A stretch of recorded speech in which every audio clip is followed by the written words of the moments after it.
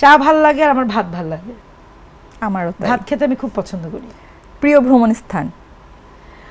ভ্রমণ স্থান আমার নীলগিরি খুব ভাল লাগে, আমার পাহাড় খুব ভাল লাগে, পাহাড় আর ঝুম বৃষ্টি আমার খুব ফেভারিট। আচ্ছা, সেলফি নাকি গ্রুপ ছবি? আমার না একা ছবি কম, আমার গ্রুপ ছবি অনেক। আমার সবার সাথে ছবি তুলতে ভাল লাগে। এটা মনে হয় এরকম যে স্মৃতিটা রেখে যাই, এরকম হয়তো সবার সাথে ছবি তুলতে ভাল লাগে। রাত জাগতে ভালো লাগে নাকি সকাল সকাল উঠতে ভালো লাগে? আমি যতই রাত জাগি আমি ভোর 6টায় বিছনা ছাড়ি। এটা একদম অটো। এটা কেন কারণ আছে, এটা অনেকে বলবে কিভাবে সম্ভব। এটা হলো আমার মা তো টিচার ছিলেন, আজান থাকতে আমাদের তুলে দিতেন ভোর 4:30টায়। তো মা তো রান্নাঘরে রান্না করে যেতেন, কারণ ফ্রিজ ছিল না, টিভি নাই। আমি ক্লাস 8-এ যখন পড়ি তখন আমার বাসায় টিভি আসছে। ওদের স্বপ্ন পূরণে পাশে থাকতে পেরে আমরা গর্বিত। ক্লাস 7-এ যখন পড়ি তখন ফ্রিজ আসছে, এরকম। তো মা তো রান্না করে যেতেন। তো মা তখন ওখান থেকে বলতেন যে পড়ো, জোরে জোরে পড়ো, পড়ছো না কেন, এরকম।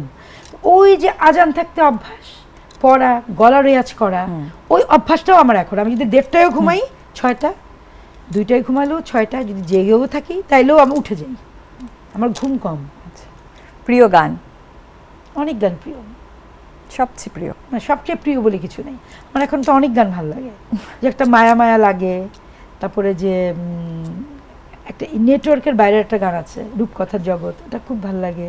মেঘের নৌকা গানটা ভাল লাগে, প্রিয়তমা ভাল লাগে, তুই কি আমার হবি রে ভাল লাগে। আমি আসলে সব গান শুনি, আমার গান আমার ফেভারিট। যখন যে গানই আসুক আমার সব গান ভাল লাগে। প্রিয় অভিনেতা? একটা তো বলতে পারবো না।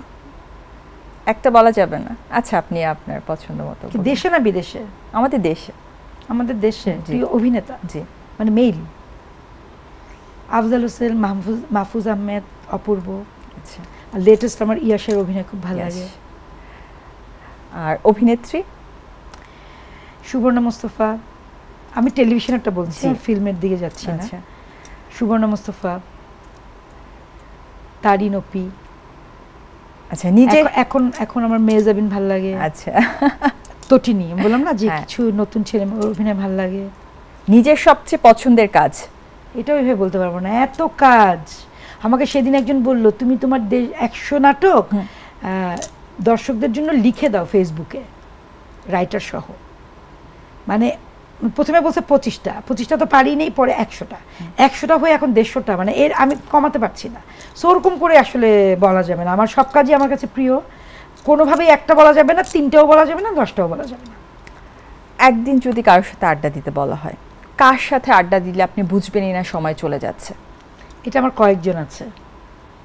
আফজাল হোসেন, আমি বুঝি না কখন চলে যায়। মাহফুজ আহমেদ, আমি টেরই পাই না কখন সময় চলে যাচ্ছে।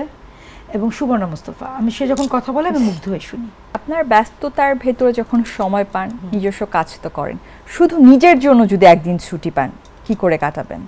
আমি একদমই সিনেমা দেখে, চা খেয়ে, অলস, ফেসবুক দেখবো, হয়তো অনেক কিছু জমে আছে। কখনো মনে হয়নি যে ইস একটা ছুটি পেতাম তাহলে নিজে এই করতাম? ছুটি নেই। যদি বাসায় থাকিও আমি, তাহলে আমি ছবি দেখি, বই পড়ি। আগে যেটা ছিল অনেক বই পড়তাম, এই বই পড়াটা নষ্ট হয়ে গেছে। বাট এখন আমি এটা এই বছর থেকে এটা আমার আবার একটু শুরু করেছি, বই পড়াটা। এক লাইনে চয়নিকা চৌধুরী বলতে কি বোঝে? এক লাইনে চয়নিকা চৌধুরী হলো একদম অলস না, মানুষের পাশে থাকে এবং ভদ্র মার্জিত, পরিশ্রমী। আমি কিন্তু মেধাবী না।